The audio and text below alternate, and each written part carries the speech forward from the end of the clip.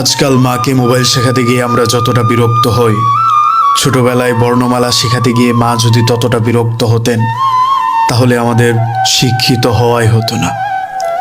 বাবার টাকা না থাকায় বাবাকে উঠতে বসতে যে খোঁটাটা আমরা দেই, বাবা যদি 10 টাকা দিয়ে দুটো সিঙ্গারা খেয়ে দুপুরবেলা পার না করত, তাহলে মাংস আর দুধ খেয়ে আমাদের আজ বড় হওয়া হতো না।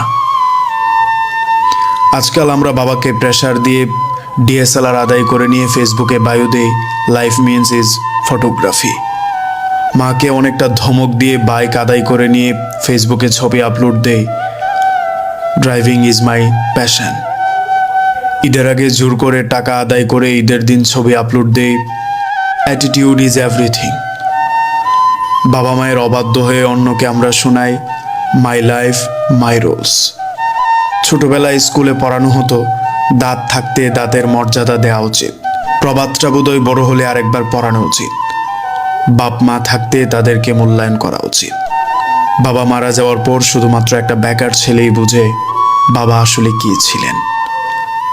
মা মারা যাওয়ার পর একটা অবিবাহিত মেয়ে বুঝে মার মর্যাদাটা আসলে কতখানি। আমরা ভুলে যাই বাবা মা বেঁচে থাকতে তাদের কদর করতে।